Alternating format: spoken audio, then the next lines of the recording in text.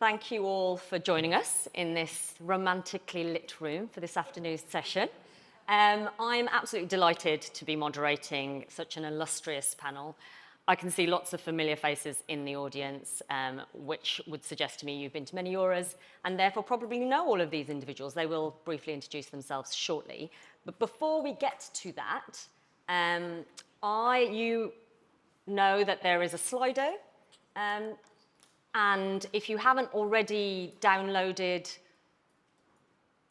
the app, then please do so, because we would like this session to be as interactive as possible, as insightful as possible. So rather than having a mic that goes around the room and we lose time, what we're asking you to do is actually use this to submit questions live throughout the session. They'll come through to me, and I will get to them, as many of them as possible. If for some reason or another I'm not able to, because we have quite a chatty group over here, then we will be hanging around in this room for a little while longer, and we'll be at the social events later, so don't hesitate to come over and have a chat with us.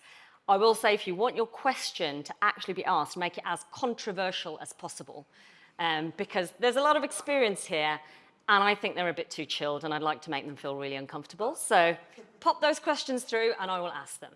So without further ado, I'm going to move over and sit with my lovely panel and get us started on today's session. So I'm going to start with you, Sean, if I may. So as I've said, a lot of us have been in the industry for a while, and I think we would all agree, even for those of you who've joined the industry recently, there have been a lot of changes. Can you talk to us a little bit about the trends and the evolution that you have seen in your time in the business? Sure. So just to kind of, I want to try something, see if it works. So to kind of like set the tone or the mood, right? So raise your hand if you've been in the industry over 30 years. But raise them high, right? So keep them up. What about over 15? Ooh. Oh, that's a big group. 15.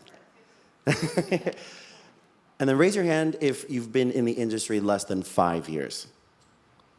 So just right after COVID, right?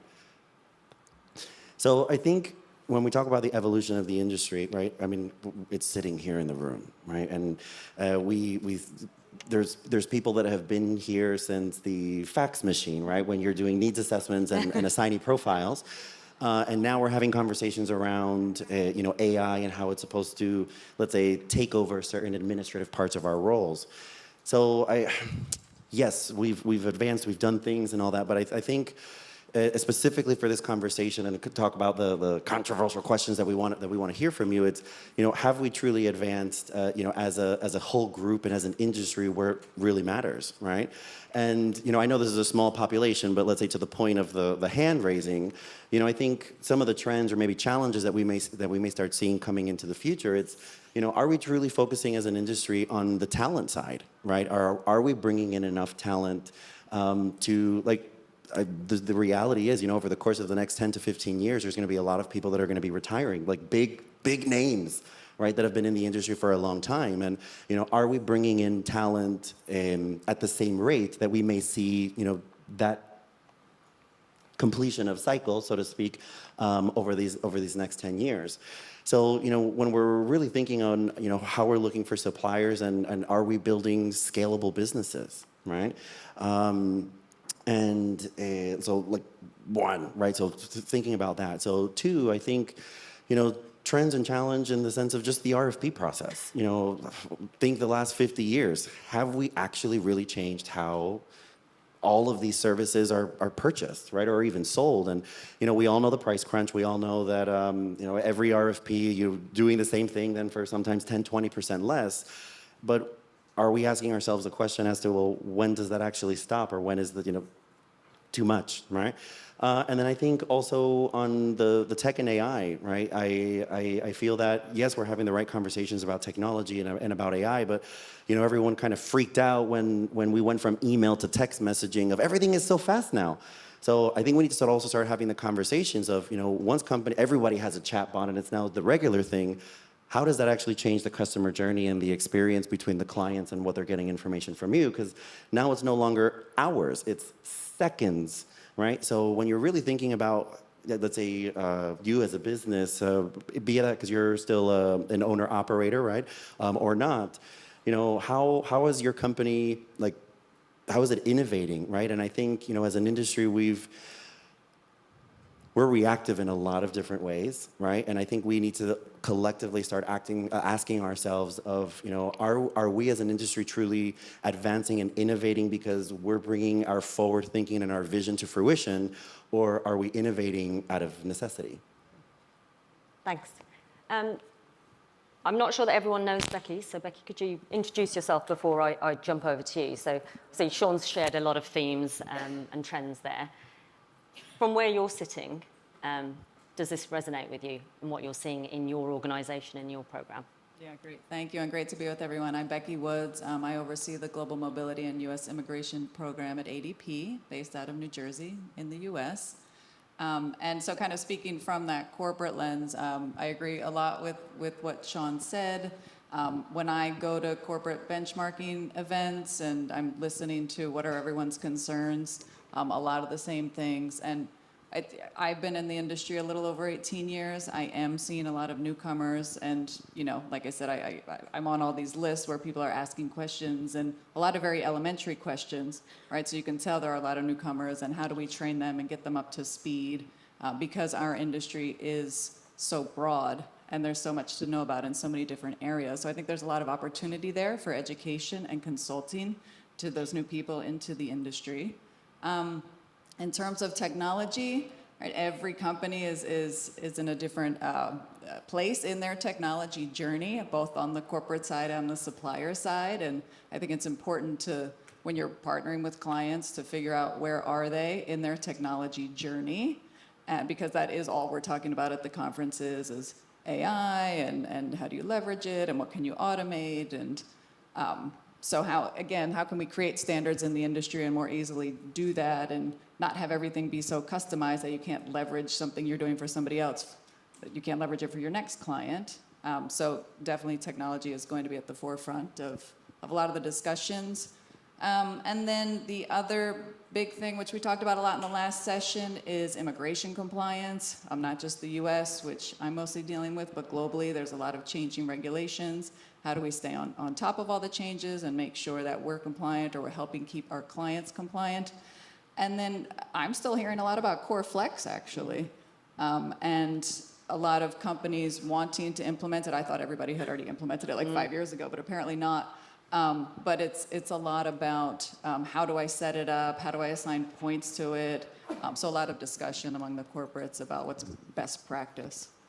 Okay.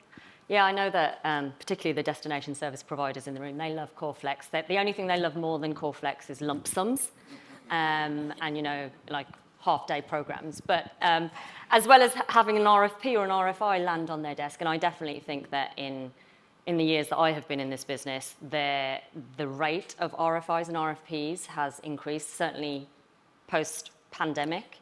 Susan, can you talk to us a little bit about, from your vast experience both on supplier side and most recently, but back in your supply chain days, what can you tell us about RFIs and RFPs? I know that we all think that that RMCs go out to RFP just because of cost. It's not just because of cost. There are many factors that go into it. Cost definitely is a huge factor in some cases, but then you also want to look at service quality, compliance, and also technology, right? So from service quality, that RMC might be having an issue where they might have some escalations or service issues with the suppliers. They might have to go out to bid because they need to find potentially an alternate supplier and then potentially move the business over, right?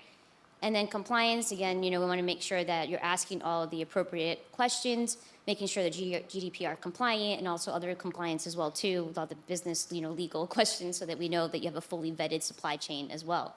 And then technology, and kind of Sean touched on it as well too, and so did Becky.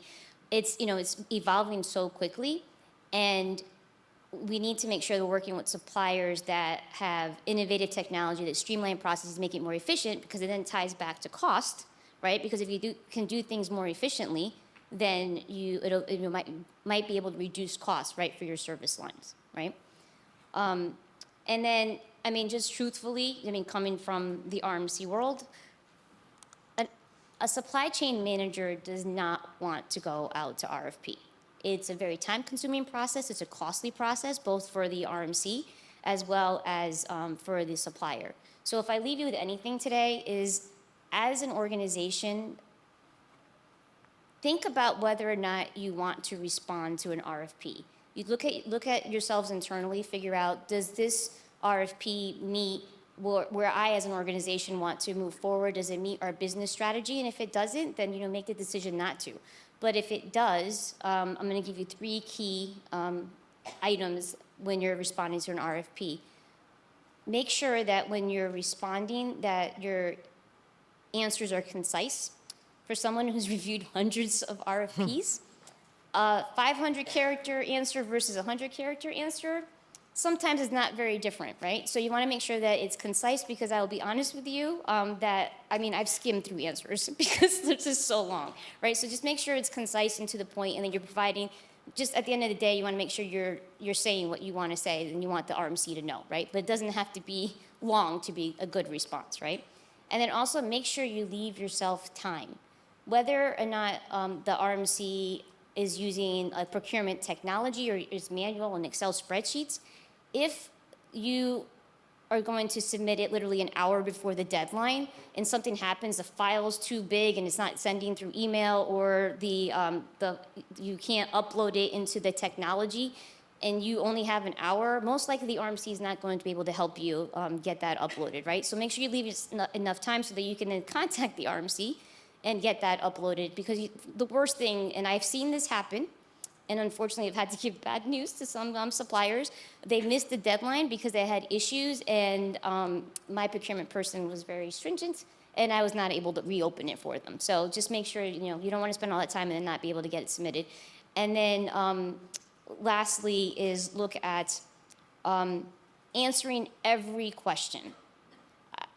Whether, again, it's Excel spreadsheet or in a procurement system, if you don't answer a question, it's going to be marked as a 0, right? So you don't want your score to come down because of questions you didn't answer, and then you're not going to be invited to the best and final and potentially get selected as a supplier. So just make sure you answer every question, as much as you can. If it's not applicable, then you could also write not applicable, but it just has to be answered. Thanks, Susan.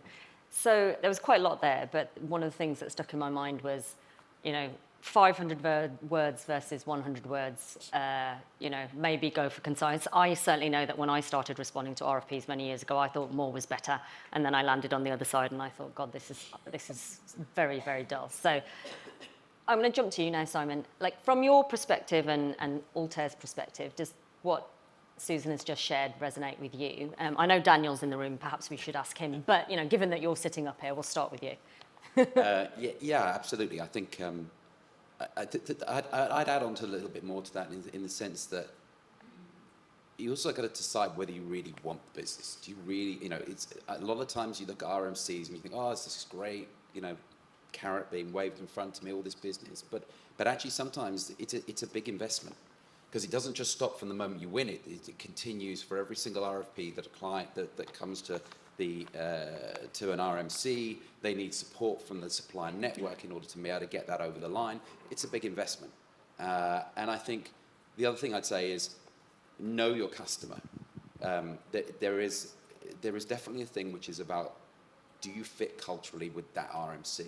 Are you the kind of DSP that actually will gel with them, and you'll work with the kind of clients that they like?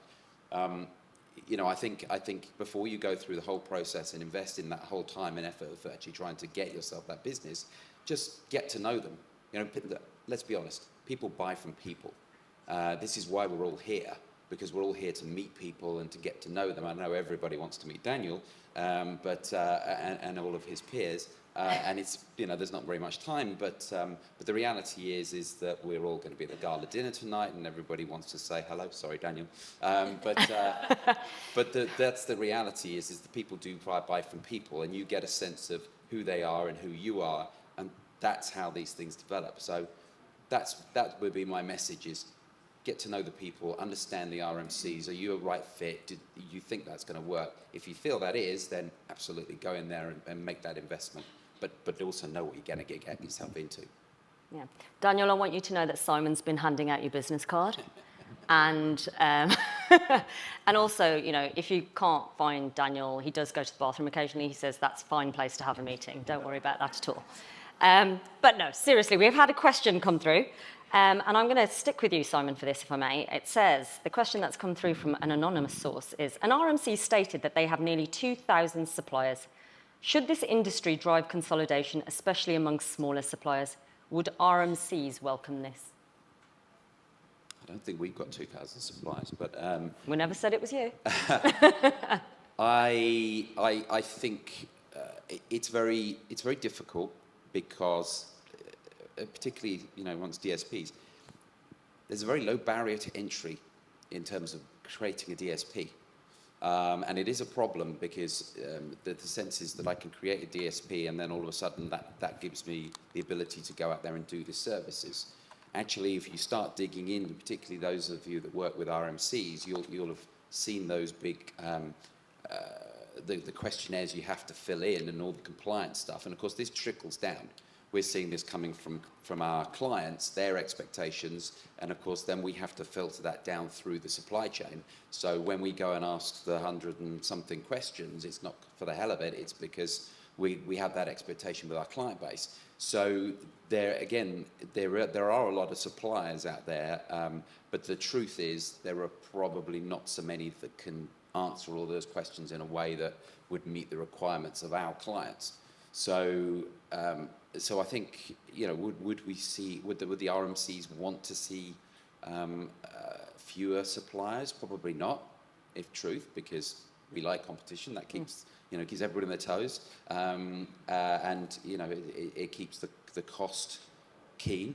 But I again I think you shouldn't necessarily assume that just because of the lots of suppliers that everybody's the same. I'm sure everybody in this room works really hard to make sure that their business is the best possible business out there, and we have a sense of what we need to do to be able to be the best. So, but yeah, I mean, managing no RMC wants to manage thousands and thousands of suppliers. It's time consuming, and it's not an easy job. Susan, do you want to add anything to that, given your illustrious career for an RMC that perhaps has 2,000 suppliers? You never know. No, I agree with Simon. I mean, as an RMC in my past life, I mean, you want to have the competition. I mean, because even if you look at the immigration, you would see that some RMCs had like 2 global suppliers, but then I started seeing a lot of the smaller suppliers coming in as well too, because one, they were cheaper, right? Because they were local.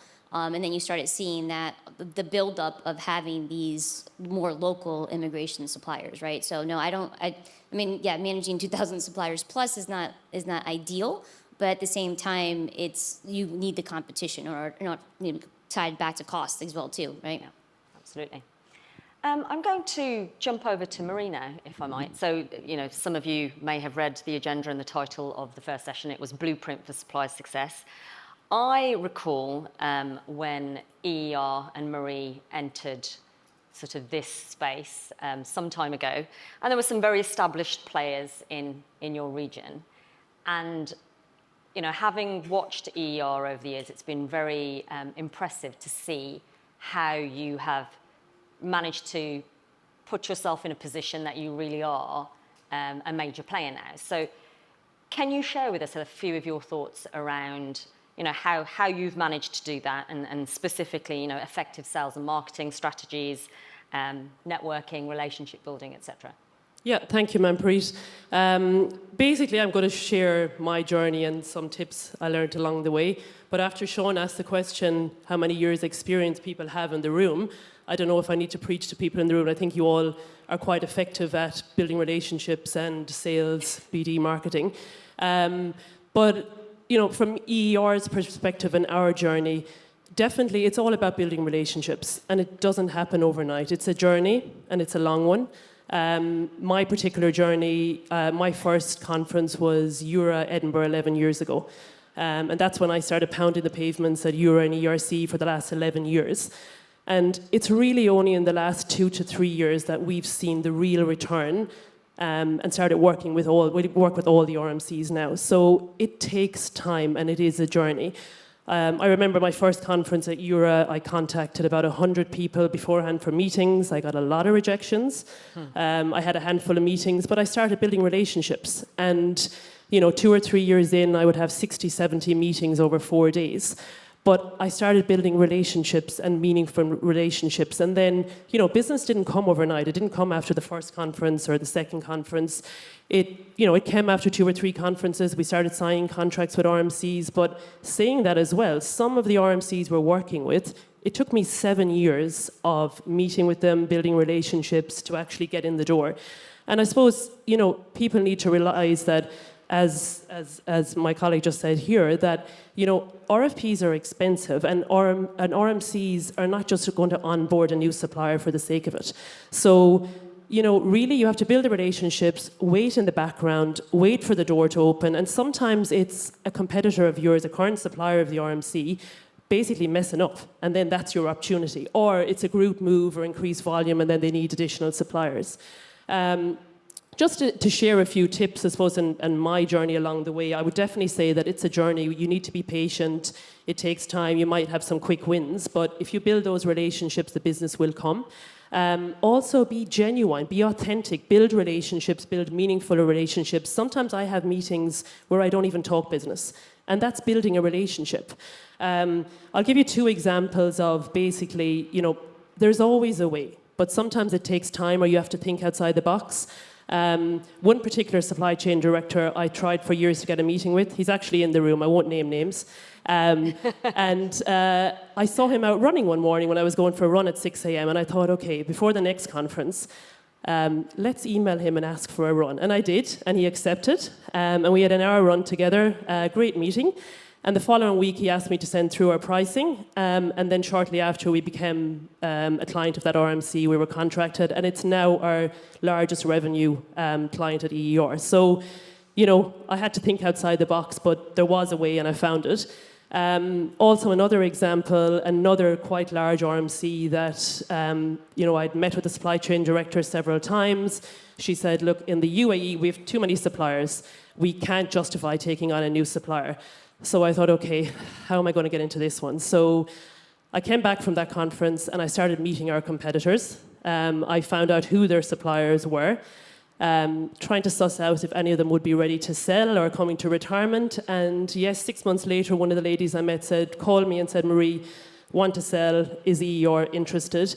And I said, yes, we are. And we acquired that company and became a supplier of that RMC. And again, it's one of our largest RMCs that we're working with now. So definitely there are ways. And yes, Manpreet, onto your question as well, marketing is very important. Like your social media, your online presence. I find LinkedIn a great tool. I was advised by a marketing executive that if you go to a conference, before you attend, do a LinkedIn post. When you're there, do a LinkedIn post. Afterwards, do a LinkedIn post. And that really, you get the most out of attending the conference then. Build your network on LinkedIn. When you meet somebody, immediately connect on LinkedIn. If someone emails you, connect with them on LinkedIn. I always get the attendee list of conferences, either before or after, whenever I can get it. I get somebody in the office to connect with everybody on my LinkedIn. If they accept, I send them a nice message saying, look forward to meeting you at the conference. If it's afterwards, I say, sorry, I didn't get the chance to meet with you. Hopefully we'll meet at the future conference. If you need anything for the Middle East, please don't hesitate to reach out. So these are easy, BD marketing tools that you can use. And I'll give you an example. One of our largest direct corporate client in Saudi Arabia, I got through a LinkedIn post. I was there on a trip, meeting our colleagues in our office in Riyadh. I went to visit some compounds. I put a post up afterwards. And the next day, a Global Mobility Director of a large corporate client emailed me and said, Marie, didn't realize you were in Saudi. Can we have a meeting? We're not happy with our current supplier. So, yeah, use those tools. They're very important. I would also say, say thank you. RMCs have choices. Clients have choices. So it's simple things like that. Say thank you and be appreciative. Also, data. Have the data for your clients. Have first the technology to be able to run reports, give your clients data. Be a market expert in your region. So basically, be easy to deal with. have the knowledge, have the documentation, be able to run reports, share it. Sometimes share it for free. That's okay, because RMC's clients will remember you for that. And I suppose Manpreet is going to cut me off now, so I should finish. Last point I want to share is sometimes you need to take some undesirable initiations to get in the door or to be remembered. And we've done that on several occasions at EER.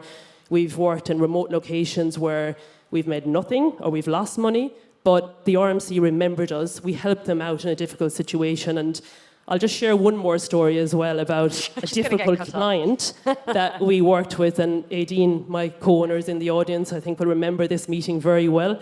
It was a large oil company that back 12 years ago we worked with. It helped us to grow at EER, this company, but we came out of one meeting, well, in the meeting, quite a heated meeting. They were a toxic company, HR director of EMEA sitting in Dubai.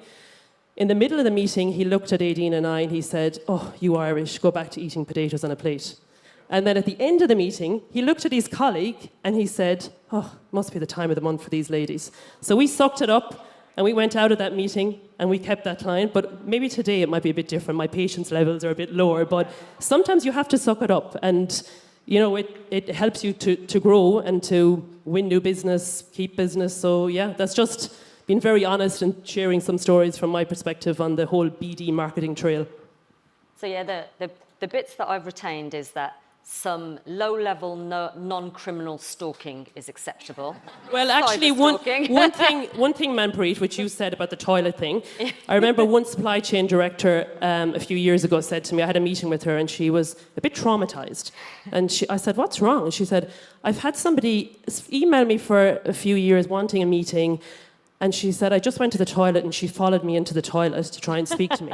And that is definitely not a way to build relationships. That is criminal stalking, so that's not good. And the other takeaway I retained was something about giving things away for free.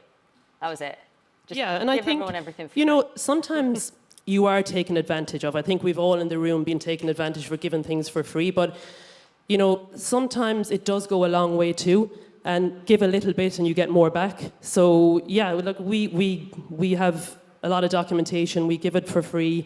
We have calls for free, and we get the return from it, but not always, but a lot of the time. No, it's a good investment. Renee, you obviously have a lot of experience as well, and Marie's talked about her perspective and how she's built her business and her brand. Would you, what would you like to share with regards to your journey in that perspective? Okay, perfect. Thanks, Manpreet. And thank you, Marie. You've covered quite a lot there. But I have a few points that I'd like to add. And I think maybe the first and really important is really know your market. And that goes beyond the obvious, which is know the lease regulations, the immigration processes, the cultural nuances. But really know the market or the country that you're covering. So know what's going to happen with inflation. Know what's happening with the political situation. Know the industries that are moving into your market. It's critical because you are the boots on the ground for the RMCs. So they're looking for this information. Their sales teams are looking for this information. Remember that every RMC you support brings you 20, 30 clients. So they are the best marketing team you could possibly have, and share this information with them because they're not just looking for a vendor, they're looking for a local expert that can help them, and that will really help you. And maybe you're not working with that RMC at the moment, but still supply that information to them, because it could mean that they win a new account based on your information, and then they could look for you to be their vendor in that location or partner in that location. Second thing, and I think, Marie, you covered that, never underestimate the power of being easy to work with. So I'm not saying be a pushover, but be easy to work with, be reliable, have open, clear communication, be flexible, be solutions driven. I think reliability and flexibility, that's really what tipped the scales in your favor when you are looking to become a supplier. RMCs are really juggling dozens of partners. So if you make that interaction difficult, they're probably going to go to somebody else in that market. And remember, you know, now you're trying to get on their panel. If you're easy to work with before you're on their panel, they're going to know exactly what it's like to work with you when you are one of their preferred providers. So, yeah, just remember that. Being easy to work with, I think, is one of the best soft skills you can have, no matter what industry you're in. And then to me, probably most important is really build a team that values relationships. Your team is your brand, so that's every single person. So from the receptionist to your accountant to, of course, your consultants, your coordinators, build a team that really values relationships. Because, you know, if your team understands that relationships are important, that's going to drive referrals. You looking, before you even go to that RFI for that RFP, you want your name, your company's name, to be known on the market. And that happens via your team. It's not just via yourself, it's via your entire team. That reputation that gets out there, you know, whether it's an assignee that they've worked with in the past that's, you know, maybe moved companies, whether it's an RMC that you've worked with in the past. So really, you know, if you can indoctrinate your team to understand that relationships are what drives this business, I think that's the most important thing you can do. Thank you. Thanks, Renee. So I'm going to jump back over to you, Becky, and mainly because there's a question that's come through that I think from your perspective, it would be good to hear what you have to say about it. So the question that came through was, to what extent is sustainability important in selecting a supplier?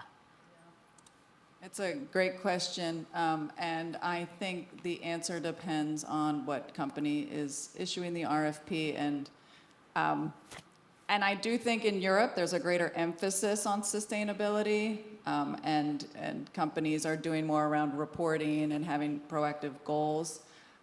From what I've seen from my counterparts in the US, I don't think it's as important there. I think cost trumps it, relationship trumps it. Customer service, technology trumps it. I think a lot of times when you see sustainability questions in an RFP, sometimes it's just because procurement is mandated to put it in there. But when the people making the decisions of who actually is going to earn, you know, win the bid, it might be important, but it's not going to be as important as some other things on the list. And even take that a step further. I've attended corporate benchmarking groups, and I've asked the question, hey, is anyone here getting asked by their senior leadership to report on your global mobility sustainability initiatives? And there are some that are, and that's why I say you need to know who your client is, because there are some that are reporting, but a lot of them are not.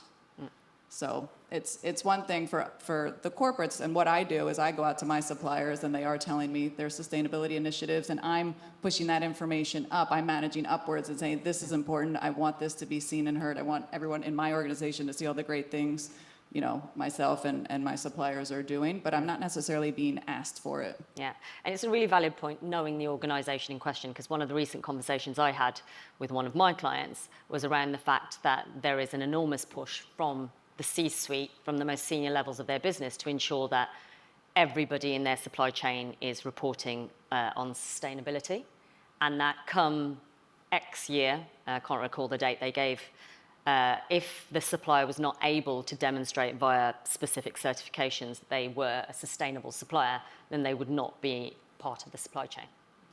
So yeah, knowing your client, I guess, is key.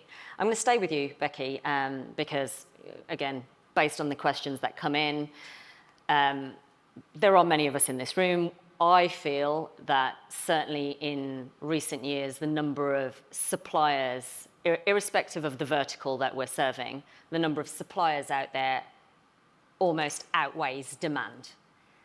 So from your perspective, what can suppliers do to differentiate themselves? Yeah, it's a great question, and actually I want to build off of a lot of the topics that have already been spoken about.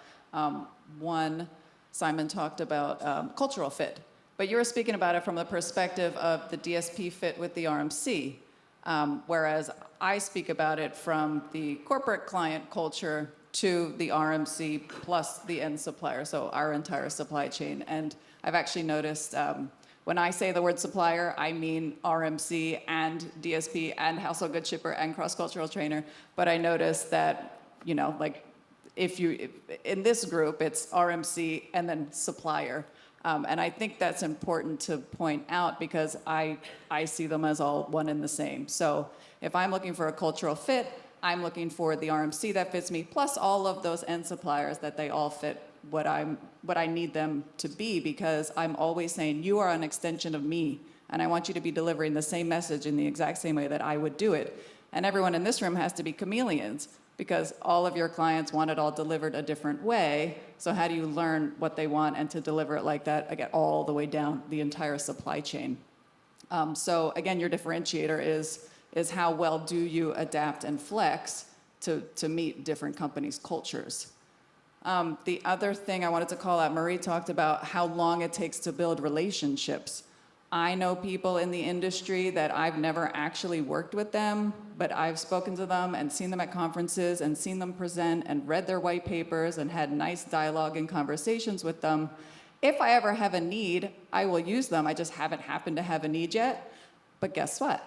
Whenever somebody comes to me, another corporate peer, and says, I'm going into this country, who do you think I should work with? I say, oh, I know somebody really good that you should work with. Word of mouth is huge. I've been talking to a lot of people this week, and I say, how do you get your business? And the vast majority say word of mouth. And it's interesting because at the corporate benchmarking groups, back in the day, it was really faux pas to say who you work with, right? Everybody was very hush-hush about who their suppliers are. And I've seen a shift in the last year or two where people are very transparent, and they just come right out and they say, well, I work with so-and-so, and this was the great experience I had, or listen to this terrible story that happened. And it will spread like wildfire. So, you know, you may think that whatever is happening between you and your client, it might stay between you and your client. Well, it's not. It's not Las Vegas. Like, the word is getting out there. People are knowing that, you know, this client had a great experience with you, or this client didn't have a great experience with you. But again, just going back to the relationships, yeah, you may not ever get actual business from that person, but that's not to say you're not getting indirect business from that person. But I do think it's important to figure out the right way to approach the people that you want to work with. I can always tell that January 1st is the start of a new sales season because my LinkedIn inbox is inundated with salespeople saying, hey, let's meet up, let's have coffee, let's have lunch. And I say, oh, okay, we've got to meet the quota. There's a big push right now that's happening. And that's fine, right? Each company has their sales initiatives done different ways. But I also sometimes wonder, I know a lot of companies will use Salesforce, for example, and I'm like, somebody just reached out to me from this company, and then somebody else reached out to me from this company. Don't they already know I was already reached out to, and aren't they talking internally, and I already have a relationship with this other person, so who is this new person? And I had a scenario recently, it was really nice, where somebody who managed my region, the Northeast in the US, they were moving to another region, and I had known this person for years, and she did a soft handoff to her colleague. She said, this colleague is taking over. I want to introduce you to them. Hopefully you'll see them at the next relocation council. And I thought that was a really nice way to make that introduction. So she leveraged her relationship with me to bring the new guy in and ease it for him. So little strategies like that, how can you best reach the people? And then the last thing I would say is, just having that feeling that I can trust you goes a long way. You know, I was speaking with somebody earlier today, we were talking about household goods shippers, and there's always been this conception in the industry that, you know, you don't really understand when you're making a household goods shipment payment, is that really what that thing cost? Did it really cost that much to crate the TV, or did it really cost that much to get a parking permit? And you know, I feel like the auditing industry kind of grew out of that, where, okay, we don't trust the household goods shipper. We need to audit their invoices to make sure that you're really paying what you're supposed to be paying. And, you know, I feel like if, again, with building these long-term relationships, if I feel like I can trust you, I'm more likely to then want to work with you. Actually, Simon, on that, do you think you could tell the difference between 50 cubic meters and 52 cubic meters? Probably not quite that, but I mean, it's a good point. I mean, I remember back in the day, now I'm going back quite a long way here now, there was an instance where the company I was working for at the time lost out on a very large bid, and we knew that some of the stuff that was going on was a little bit, so we just gave them a tip on how to make sure that at the end of the container there's actually not air behind it. Okay. So things like that, but yeah, you're right. Becky's absolutely right. Trust is the key. You know, and it's like I said earlier, you know, people buy from people. And if you feel you've got that relationship and it's a good relationship, then you're more inclined to want to have that relationship and trust them. Thank you. Thanks. So, thanks, Becky, for all your insights. But I'm interested also to hear from you, Janice, from the supplier's perspective. Can you talk a little bit about what your organisation has done, or any tips that you would give to suppliers around how they can really differentiate themselves and make sure that their name is out there and that they're getting tapped on the shoulder to be part of, you know, either part of a supply chain or to be the supplier to a direct corporate? Right. Thanks, Manpreet. Hi, everyone. My name is Janice, and I am from ER Middle East, and I oversee our relocation and immigration team and department. So at ER Middle East, like everybody's saying here, building relationship and the trust is one of our key strategies. And if we get phased into an RFP, we prepare hard. And by hard, I mean, like, I can share some practical, maybe 2 tips that I can share with you how I prepare and how our team prepares. And it's very important that you get your operations involved, because there might be information that you don't already know that's already happening on the ground that you can even incorporate when you're going into an RFP and speaking to the new client, for example. So first thing, you have to put in your RMC hat when you are getting into an engagement with a new client. And what that means is you should be asking a few questions. How can I make the RMC successful in their engagement? Because you are a party to that engagement that they're trying to go into. And second is that try to understand what that success looks like, because you may have an understanding of what success looks like in our organization, but then what about this new client that's coming on board? They could have a very different kind of success that they're looking at. So you might be faced with an RFP where a client or an RMC is looking to switch a supplier.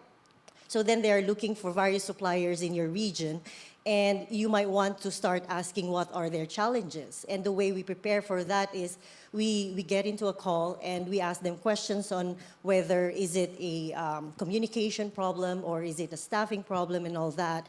And the way we prepare, we had one client that we were trying to help an RMC for. They were trying to switch supplier, and we had to bring our entire team to meet this client, and we had to share them the profile of each of our team members so that they can understand how much we can support them with their problem, whether it's communication, whether it's growth, and how can we do as much volume if they're looking to surge in the future, for example. So there could also be a client where they're coming in, it could be an RMC's potential big client for the year, and you want to be behind them to support them. What are the factors that the RMC might be looking at with regards to this engagement? You might want to showcase how agile your organization is with changing policies, if this is the kind of organization that they're working with. So that's first. That's taking in the RMC hat, and you can take that later on as you go on to the engagement.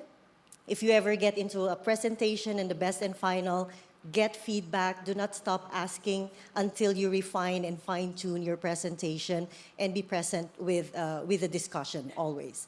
And second thing is, if you want to level that up, and I think it's already mentioned with from one of our colleagues here, is get that client hat in them, in your organization when you are going for RFP. And what that means really is go on and understand the culture, or perhaps the values of the client that the RMC has engaged with.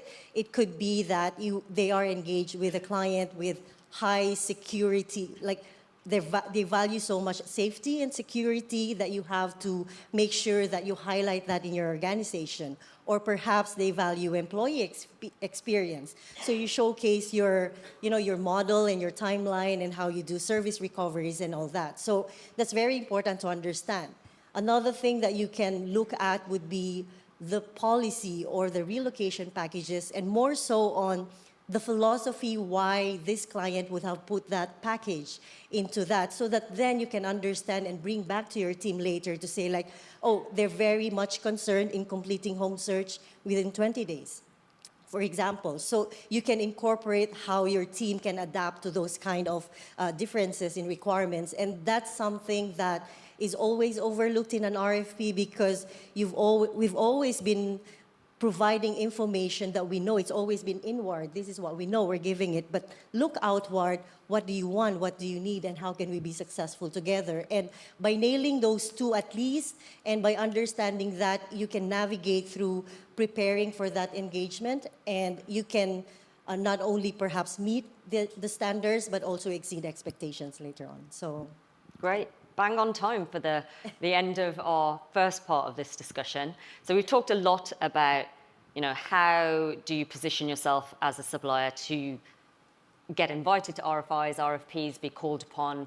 How do you really market yourself, make sure your brand is well established, etc. But for the second half of this session, we really want to talk about, if you have been successful in that primary stage of getting your foot in the door and now you are a supplier, how is it that you maintain that success? So, Renee, I'm going to go over to you to start off on this subject and ask you, what do you think is really critical to the ongoing success of a supplier? Thanks, Manpreet. Okay, and I'm going to say this twice. First and foremost, do what you promised you said you would do. And I say that again, do what you promised you said you would do. Because otherwise, you're going to be off that panel as quickly as you got onto that panel. And it wasn't quick. It was difficult to get onto that panel. So how do you do this?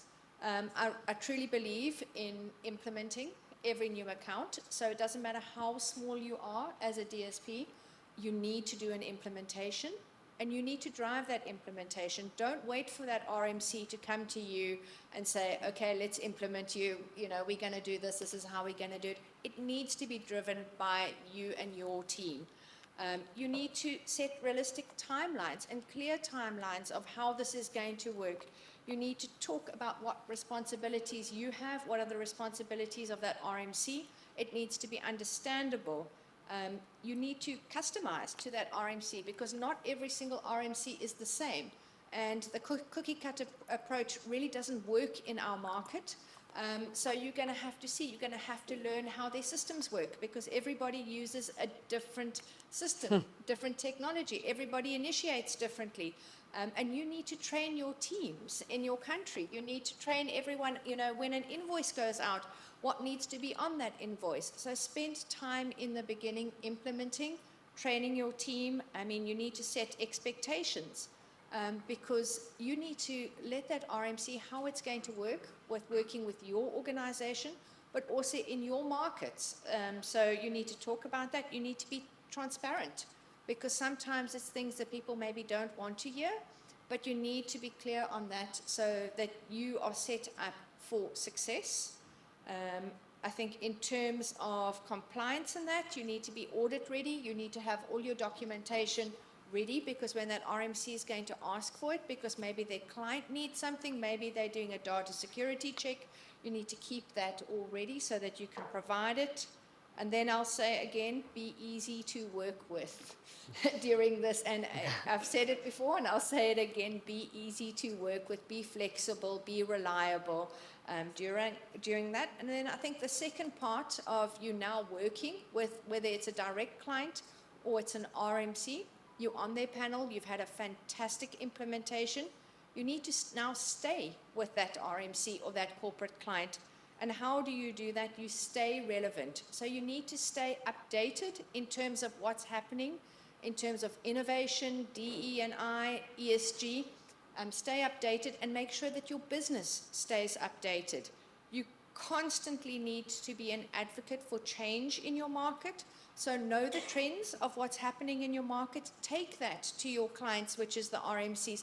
Let them know what's happening and changing in the market so that they can build around these changes. Invest in continuous improvement. Regularly assess and refine how you're doing things, why you're doing things. See where you can find efficiencies, because we all know that pricing is important. So you don't want to increase your rates if you don't need to. So you need to find efficiencies to be able to hold those rates as long as possible. And then, of course, we've all said this, relationships, people work with people. So, you've now build those relationships, go to conferences such as this, visit your clients, stay with them, keep those relationships so that it's not a transactional relationship, it's actually a relationship of trust. Wonderful. Thank you very much. I'm just going to remind everybody that this Slido is up here. So if you do want to submit any questions, please do submit them and they'll come through to me on this iPad over here. But just to follow on from everything that Renee shared, being easy to work with. So Simon, is everybody in your supply chain easy to work with? Oh yeah, they're all wonderful. Yeah, you know, I think the key thing for me is that in every single one of the markets that our clients have a need for, you are the extension. Our partners are the extension of us, and you are the eyes and ears. You're the boots on the ground, and so the RMCs will always want to look good in front of the client's eyes. The worst thing that can happen to an RMC is the client comes to you and go, "Why didn't you tell us about this?" And then it's like, "Oh, hang on a minute." So then we go straight to our partner and say, "Well, what's going on with this?" "Oh, well, yeah, that happened." "Well, why didn't you tell us about it?" So you know, being recognized the responsibility that you have for being those eyes and ears, and anything that you think is relevant to any of the clients that you're working with, pass that up there. Communicate. You know, it's a critical relationship. And so that's a really important point. I think the other thing as well I'd say is that it is something that needs to be nurtured. You know, don't assume that you get on the panel and then it's like sit back and just okay, just send me the business now. You know, it is an ongoing relationship. It is something that needs to be nurtured, and you need to keep it fresh. Like Renee said, you know, you've also got to try and make sure that you continually look to how you can improve what you do, because that helps the RMC then go, look, we've worked with this partner in this market, they've done this amazing thing, you know. Again, you help the RMC look good, and then that helps keep that client, which means that the volume keeps flowing. So, you know, I think there is a lot of responsibility for every single one of the partners that we have to help us keep our clients happy, to make sure those assignees are looked after, because that's how we keep the business, and that's how everybody stays getting volume. Okay, thanks. I'm going to jump over to you, Janice. So, you know, you've already shared some stuff, but in terms of communication, I think Simon was talking about, to what extent is regular feedback from the client, be that an RMC, be that direct corporate client, how important is that in your view to being successful? Thanks, Manpreet. So for me, communication is very critical in retaining clients. And I think there's 2 points that I wanted to share there. First of all, we have to understand that, I think Susan had mentioned, it's very expensive to go on an RFP or to change any supplier. What that means really is that if an RMC is even looking at changing a supplier, they would be looking at not just 5 or perhaps 10 people that will be engaged in discussions to do that for just one location. And imagine doing that for 100 other locations. Their entire year is done with just changing suppliers. So as partners on the ground, we don't want to get them in that position. And that's one thing that is very critical for us to understand. And that's where communication comes in, that regular communication, whether you have any update or not, just make a connection and have a meeting, discuss what's happening, and it's very important to get alignment every time. Organizations change. There's a lot of restructuring that happens, not just yearly, perhaps twice a year, or even like 5 times a year or that. So there's a lot of things that we need to align with our partners and understand what's changing. You may have a stakeholder or a decision maker who's very much focused on employee experience, and later on that will change, who will be focused on cost. So you have to understand that, so that then you can reposition your team and your strategy on how you can approach this client monthly when you connect with them, and that's very important. Second thing would be, we should also understand that the strength of RNC is in their supply chain. And we are a very big factor in that supply chain as they communicate to future clients or even existing clients that, hey, we have a very strong team across this region. And we are that definition of that strong team. So what I wanted to say is look at how to be a reliable partner and how to be a trustworthy partner. Practically speaking, where do you find those situations is when you get phased into an escalation or incident, be there on day one. Think of them as like they are blindfolded, they don't know what happened. Be very clear with your communication. Start with the problem, but have a corrective action, but do not stop there. Have options on how this can be solved in the future or what could have been the gap, and you can work together. So by doing that, communicating at any point that you see an opportunity, whether you're reaching out proactively or there's an opportunity to connect with them, discussing possibly a challenge, if you have any market updates that you wanted to share or any changes in your location, put that in, share it to them. You are providing them not just transactions of completing each case day by day, but you are also a trusted partner and a strategic partner to what they are doing. Thank you. Yeah, sure. Can I just add to the escalation thing that, you know, on that as well, put your hand up. If something goes wrong, things go wrong. It's happened to all of us in the room, I'm sure. Some of our strongest clients we have today, there's been a few major things go wrong. But put your hand up, fix it, give them solutions, as Janice said, you know, and then move forward. And clients then, that builds trust. Clients trust you. They know that if something goes wrong, you'll put your hand up if you need to put your hand up, you'll fix it, you'll move on, you'll give them solutions. And I think that's very important when you have a relationship or a client to help to build that trust and maintain that trust. Yeah, thank you. I've seen, Susan, you've been nodding along to your colleagues on either side. You know, you have this unique perspective of obviously having quite a long career as a supply chain manager, and now obviously on the other side. Yeah. What do you think is key? I mean, tie it back to what everyone's already said. It's the communication. It's ensuring that you're getting feedback from the relocation management company. And being on this side now, you can't expect the relocation management company, like we mentioned earlier, is managing hundreds of thousands of suppliers, right? So they don't necessarily know what they don't know about what you need as a supplier, right? So you need to be proactive and reach out and get that feedback, because if you don't know that you're not performing well, because I know when RMC, I mean, you have operations who come to us and say, well, I stopped using that supplier because they were providing bad service. Well, they never came to supply chain and told them they were providing bad service, so then a supply chain we didn't know, right? So it's a communication both internally within the RMC, but then it's also you as a supplier going, and not just survey results. It's also feedback specific on clients. Now, supply chain, again, too, is not always aware of everything going on with every client because there's hundreds of clients, right? But if you're having challenges with a client, or you want to learn more, or maybe even like you want to set up time to speak to a client because you know something's happening in the market and you feel like it's an important information for the client to have, ask supply chain, can I set up a meeting with the client so you can provide that information? And just to Simon's point, you know, the more you make the RMC look good, the better, you know, it helps build that relationship, giving them white papers, newsletters, you know, those market updates, because again, as mentioned, you are the boots on the ground, you're the experts.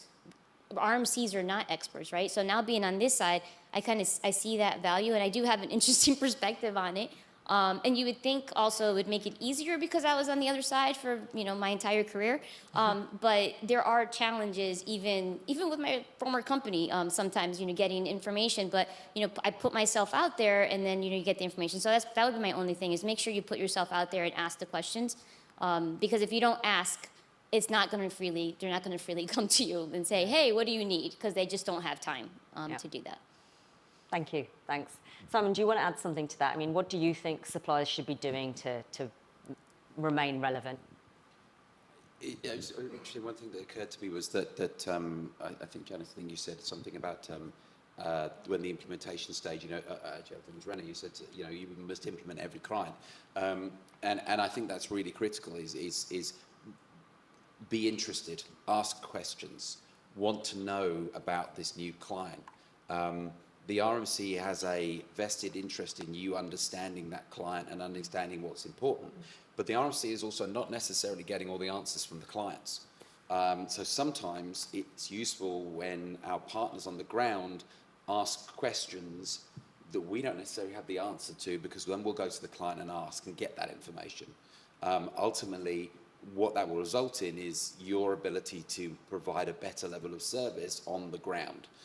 There's nothing worse than finding out down the line with a new client that something's gone wrong in a specific location because we didn't provide certain bits of information which made that critical. So, ask the question, recognize that you are an intrinsic part of the ability for the company to deliver services. So, you deserve to get the answers. If you need to know something, ask. So, other than the asking of the questions, how does a supplier maintain that preferred supplier status? I think it's all about staying relevant. Okay. It is about staying relevant. It's about pushing yourself to continue to be the best in the market. We have seen, if I think back over the last sort of 10, 15 years, we've seen certain, to use an example of DSPs that 10, 15 years ago were the primary providers in their market, and then for whatever reason they've sort of just drifted, and others have come to the fore. Yeah. You don't want to be in that position. You want to make sure that you are continually considered to be the experts in your market, and that can be through a number of different ways. It can be through looking at the way you deliver through technology. It's about looking at how well do I know my market, and am I communicating that effectively to all of my customers. There are any number of ways that you can achieve that, and fundamentally, and we've said it time and time again, it's about continuing to build that relationship and nurture that relationship. Okay, so if I paraphrase what you've just said, essentially what you're saying is don't just rest on your laurels. Even if your service scores are exactly where they need to be, don't assume that your partner is not having conversations with other suppliers that perhaps are more innovative and are putting in front of them other ideas. Absolutely. Yeah, absolutely. And it's so easy. You cannot be complacent. Because the thing to recognise is that it's not just the RMCs that perhaps are providing the pressure, it's our clients who are providing the pressure. We're having the conversations with the clients, and the clients are saying, oh, well, I've seen such and such out there. Well, what are you doing in that? Our competitors are out there talking about what they're doing. And maybe some of those ideas are coming from your competitors. So, there's a continual pressure in the marketplace. And as much as we don't like to change our partners, because as has been said, it's expensive, it's time consuming. Equally, clients don't like to change particularly, but they will. Mm-hmm. And procurement love a good procurement cycle. So, those things do come up. So we just need to make sure that we've got the ability to put our best foot forward, and that helps you maintain, your relevance and superiority in the market. I saw Mary nodding her head there saying, I love a procurement cycle, can't get enough of them. Thank you very much, Simon. So I want to move on now to Marie again.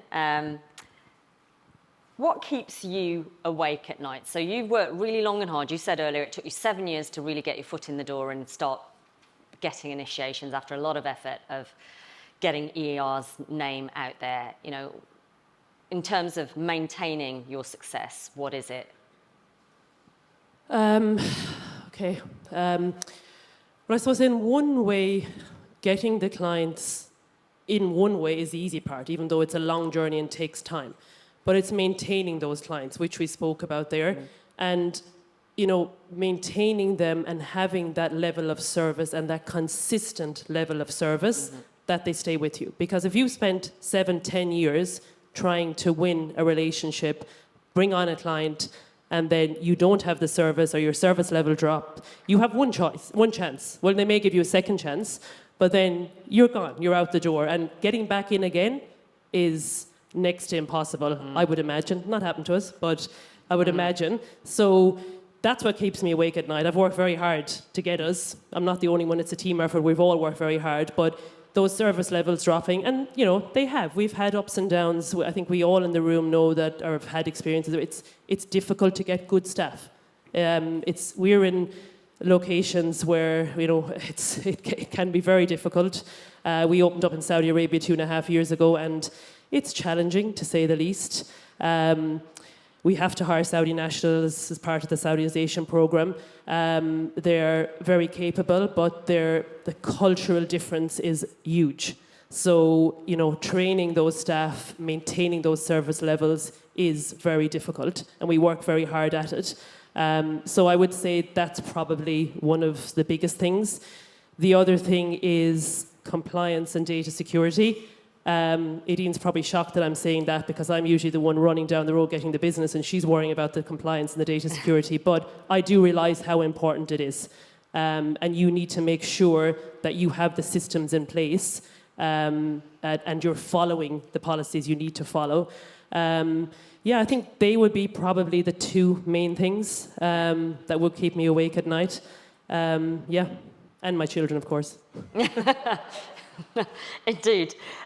Thanks very much. So we've talked a lot about, how a supplier gets their foot in the door, how they maintain that success, but over and above, trying to build their brand and differentiate themselves, when it comes to it, when something goes wrong, and we all know that in a relocation there are many, many moving parts, from your perspective, who do you hold accountable, responsible, when something does go awfully wrong? And it's always with a senior level move, it's going to be the CEO. It's always the CEO that goes wrong. Who do you hold responsible in the whole chain of the relocation ecosystem? And speaking from the corporate perspective, if and when something goes wrong, because something will go wrong at some point, at the end of the day, I am ultimately accountable, right? If something happens with any of our relocating transferees, they complain upwards, my boss is going to come to me and say, this was your department, this was your policy, this was your program, this was your supply chain, what happened, and fix it. So I will take full responsibility. And even when people on my team make mistakes, right, at the end of the day, the buck stops with me. I'm not going to blame it on somebody on my team. I should have fixed it, I should have found it, I should have prevented it from happening. It stops with me. And with that said, though, within the supply chain, I will say that I actually don't use an RMC. I run an in-house program. So I do have those direct relationships with all of the different end suppliers within the supply chain. So troubleshooting for me is probably a little easier because I have more of a direct link to the people working directly with my transferee. But if I were working through an RMC, and I have in the past, and I even started my career at an RMC, as a corporate person, who is my contract with? It's with the RMC. And unless I'm doing a client-directed approach, or I have a kind of a side contract with an end supplier, I have one contract, it's with the RMC. So who's the first person I'm going to go to? It's the RMC to say, what happened with, you're my vendor, what happened with your sub-vendor or your sub-vendor? And I know there are companies out there, corporates who have the company culture of, I want to point a finger and I want them fired. There's definitely clients like that. We take the approach at my company of just more what was stated earlier. We just want to problem solve. We want to fix it. We want to find out what happened, what went wrong, how are we fixing it, and how are we safeguarding so that it doesn't happen again. That's the information I want to hear back to reassure me that everything's fine. And there was a lot of discussion up here as well about communication, and I want to hear about it right at the very beginning. Don't wait till the very end. I know things can change, and maybe you want to wait until you have more information, but I don't want to hear it first from my relocating transferee that this is bubbling up and about to blow up, and it was a big surprise to me. So I always encourage that the communication upstream, however far upstream it needs to go, sub vendor, up the chain, but get it up as quickly as you can, and then do that root cause analysis. And I will say in the immigration panel that was right before this one, there was a question out to the audience about who has ultimate responsibility for a program's immigration compliance. Is it the corporate client or is it your immigration provider? And one of the panelists said, and I wrote it down. He said, the ultimate responsibility lies with the employer. Again, at the end of the day, it will come back to me. So going back to, we're talking about trust, we're talking about relationship building. If I can trust that you can recover well from a mistake and we will partner together to make it better, I'm more likely to continue to want to work with you in the future. Thanks. I think probably a lot of the people in this room have had an experience where something has gone wrong, and let's say they've been working with an RMC in this situation. They felt that perhaps they've been thrown under the bus and blamed for whatever it was that went wrong. I could see you smiling there, Sean, so I'm going to go over to you. You know, where do you think responsibility versus accountability lies when an RMC, there's a corporate, there's an RMC and a supplier at play? How much time do we have? I think independent of what the real answer is, it always sits with the supplier in the sense that, like, if we're the ones on the ground, well, as a former supplier, right? Like, if we're the ones on the ground, then we should have said, or why, like, yeah, you said it, but you said it on Friday. Why didn't you say it on Monday? I'm like, excuse me, Yeah. right? So I think there's a lot of things that I want to say. 'Cause it's kind of taking it like. I know. I think this may be the first time I've ever seen Sean being slightly across, speechless. and a lot of what we've all said, right, going back down to the culture, right? Because I mean, at the end of the day, whether your client's an RMC, whether it's a direct, right, it goes back down to the culture. Like, just to hear you is so refreshing in the sense of, you know, it's our responsibility, we're the employer. Because I think we talk a lot about things in theory, but what actually happens in practice is something totally different, right? Whether you're talking about the authorization, the escalation management. Like, I was in a position one time where, you know, we were working with an RMC and they owed us $250,000 on advance payments, you know, and finally when I said, well, I'm gonna, you know, make the last $10,000 payment, you know, I got an email from their managing partner saying what a horrible partner I am and how dare I. I'm like, are you kidding me? Yeah. So, like, I think what actually happens in practice, and well, let's say, I guess a tip of what I used to do in my business, former, right?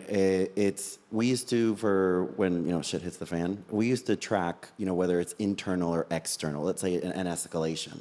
So, because if we're in our monthly reviews or, you know, whatever the case is, there were 9 escalations, but 8 of them, here was the problem, and it's, you know, we reported this to your team 6 months ago, they didn't report it to the employer, and now we had an issue with immigration, or we had an issue with the household goods, or now, you know, whatever the case may be.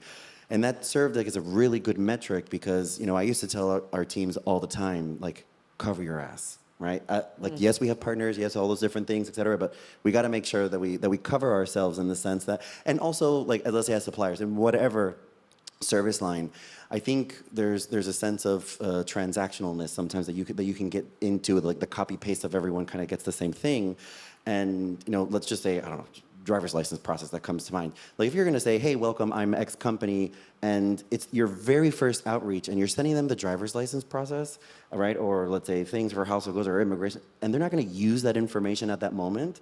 That doesn't relinquish you as a supplier to be like, oh yeah, check, I sent them that 6 months ago. Yeah. They should have gone into the email. Right, so like it's those types of things that just making sure that independent whatever service that you're delivering, making sure that your internal triggers are actually match with what the assignees are going through in that exact moment and when that information is going to be of most value. But let's say when it comes to your reporting, that has to be way in advance as well. To be in 2 months, I'm going to advise the assignee XYZ in the whole cover your behinds, right? So then that way, if things do happen, it's here it is, right? Yeah. I also feel the struggle in that right now when we're talking about tech and all these different things, but the only backup we really have is email. Yeah. Right? So then we also fall into, oh, well, that person, you know, that did this 6 months ago is no longer with my company. We no longer have those emails. I'm very sorry. Yeah. So also as suppliers, like, you have to find like how all of those metrics and the things that you're measuring, I mean, ultimately measure everything, especially throughout your escalation management process. I promise you the whole internal meaning we messed up, right? Like, we didn't send, we forgot to do, we forgot to do something, et cetera. Or if it's external, customs, sent their stuff back, right? Yeah. Or, the school didn't, the kid didn't pass their entrance exam, right? Or the landlord no longer wants to rent them the house, whatever the case. So that data is very, very valuable, again, to cover your butts. Because when it comes down to responsibility and accountability, it really goes down to the culture of the company, who you're working with. And I mean, at the end of the day, even every RMC is different, Yeah. right? And you're working with people. So if it's a partnership, they'll be like, we got this together, we all messed up, or if not, then you have your documentation. Okay, so like in summary, assume you're going to be held responsible and make sure that you've got a paper trail or some data that can support you when potentially you have a finger pointed your way. Okay, thank you. So we're coming into the last 15 minutes or so of the session. If you've got any questions, do submit them. Because we've got an awful lot of experience on this panel, in the last 15 minutes, what I asked each of them to do was really share with you all, in their closing remarks, a piece of advice that they would like to share with you, whether that's personal or professional. And specifically, if I click through some of this is the question I put to them. If you could send a postcard back in time, what wisdom would you jot down for your younger self? So I'm going to go back over to our lovely young Sean. I mean, he doesn't look too different, really, does he? I mean, he's done well. Advice to myself, right? Looking at the stock market, invest in certain companies. But I think, I started in this industry a long time ago, and my first job was, when you used to still print invoices and staple them and put them in the filing cabinet and highlight, and there's people that I still see here that when I was 15 doing that, I used to put their names right on the invoices when I sent them, and it's just almost double my life. Well, more double of my life now. I think. We're in a beautiful industry, and I'm really grateful, right, that we have these spaces and, for the conference to talk about these things very openly. But I would probably say, advice, for all of us, I think there's still a way, there's more that we can do in a more cohesive aspect, because let's say talking tech, talking innovations, and a little bit of what I was saying earlier, if we're all investing in the same thing, how can we all invest in it together? Yeah. Right? Yeah. Thank you so much. Okay. Who have we got up next? Oh, young Becky. What would you say to yourself? I actually had two pieces of advice I wanted to give to myself. One is kind of very tactical. I remember a former manager I had said to me, Becky, when you come to me with a problem, don't just come to me with the problem.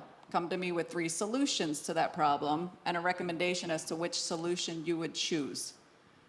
She said, if you're just coming to me, I'm going to think you haven't really thought it through. She goes, you're the subject matter expert. You should know best. You're the one actually in the situation. So it's a great piece of advice, and I tell it to my team as well now. Usually they'll send me an email and they'll say, this is going on. Yeah. And I'm I go to the end and then I just write back, what do you recommend? Yeah. That's it. So I force them to do it. So that was my first one. Then the second was kind of similar to what Sean said around our industry and what we do and continuous improvement. And I think it's important to remember we can all learn from each other. Everyone comes from different backgrounds. Everyone has different strengths. And it's important to continue to attend webinars and come to conferences. Everything is always evolving and adapting and changing, and you need to stay on top of it. It's your duty to your employer, to your clients, to all of your stakeholders to really make sure that you're at the forefront of whatever it is that you're doing. And this is why I really value, the opportunity to sit and talk to all, like I said, all the different members of the supply chain, because everybody truly is a subject matter expert in their areas, and we all have a lot to learn from each other. Great. Thank you. Oh, Susan, you had a microphone in your hand. It's just today. It's exactly the same. Exactly the same. I'm probably the same size as I am now, but yeah. So for me, So growing up, I was actually very shy. So for myself, which I know is kind of strange for those who know me now, but I would tell myself to be confident and not to be afraid to try new things and step outside of your comfort zone. Case in point, what I'm doing right now. So because, you know, when you're younger, you care more about what people think, right, and how they perceive you. I think as you get older, you get wiser and you start to learn, like, it doesn't really matter what other people think. It's really what it matters is how you feel and what you think. So for me, it really would be, you know, be confident and don't be afraid. Thank you. Thanks very much. Wise words. Oh, Simon. Were you blonde then? I was blonde then. Well, other than what goes on in the bar stays in the bar. That's a good one. But somebody said to me many. Only if there's not photographic evidence or video evidence. No, we're not. No, okay, fine. One piece of advice I was given many years ago was it's very easy to assume that that you and your company are the best. We're the best in our market, but nobody goes to work expecting to do a bad job. We're actually all very capable, and I'd spent many years working in supply chain and got to meet many people, and you realise that as you meet all these people, there are lots and lots of talented people. They all really care passionately about what they do. So don't ever assume that you're the best. And in fact, I was very lucky. I got to meet a lot of my peers who did the same sort of job in all the different RMCs, and we all got on, and actually they're all great people. So you know, it's you can only take responsibility for what you do. You have to make it work for you. Nobody else none of your competitors are going to make it easy. So that would be one bit of advice I got. Thanks. Who have we got next? Oh. I actually have two pieces. One is actually similar to Simon's, assume. And I'll never forget a meeting with a client a few years back where I had assumed something, and he said to me, "Never assume, because it makes an ass out of you and me." And I never forget that meeting. And ever since, it's stuck in my head. So if my younger self, I would definitely say never assume. And secondly, on the whole BD side and building your business, yes, building relationships is very important and it takes time. But I've also learned recently that it's okay to be direct too and to ask for business. And if you have some clients that are maybe not so desirable or low pricing, it's okay to ask for some ones that are better pricey or get more volume in other areas. So yeah, be nice, but sometimes you need to be direct. Excellent. Excellent advice. Oh, Renee. Renee and her little lamp. And my little yes. I think for me, similar to Sean, I would have bought Bitcoin when it first came out, and then probably I wouldn't be sitting here today. But on a serious note, be brave, take chances. I think 11 years ago, I changed industries. I was brave and I changed industries, probably the best thing I ever did, because I love being here, and take chances. Because sometimes if you don't take chances, you're never going to take any leaps, whether it's in your career, whether it's in your service delivery, anything like that. And don't be scared to fail when you take those chances, because every failure leads to another idea. And I think we have to fail to maybe see that maybe it didn't quite work this way, but now I've got this idea, and and that's where great ideas come from. And if we play it safe, we're going to be in the same position. You need to take those chances. Thank you. Last but not least, it's young Janice. So this little girl is very shy and very introverted, that if she would enter a room, she wouldn't even say a word and wouldn't even be very afraid to take the next step. So what I would tell her is, be brave. If the road is blurry, take the person beside you, and as long as you can see the first step, take the first step. Take that step until you reach there. And I think for all of us that are here, we may know where to go next tomorrow, in the next month, but we'll never know how blurry the future could be. And if that little girl will take that formula until now, then perhaps we know when to ask questions, who to ask help for, and take the person beside you and hold hand and move forward, right? So that's what I'm going to say. Thank you. Thank you very much.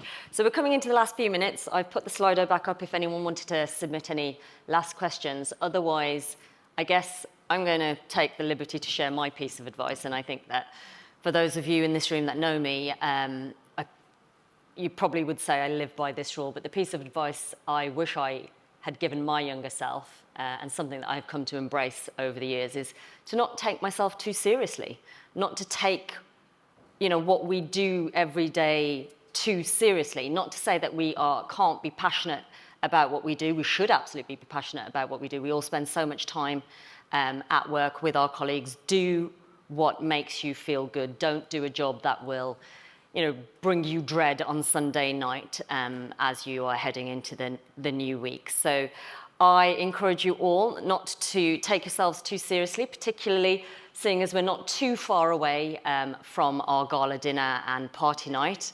Thank you all to this lovely panel. You shared so many insights. I hope you found it helpful. We'll still be around here for the next few minutes if anybody wants to come up and ask any questions. Otherwise, I would like to thank you all for listening attentively and have a lovely end to your conference.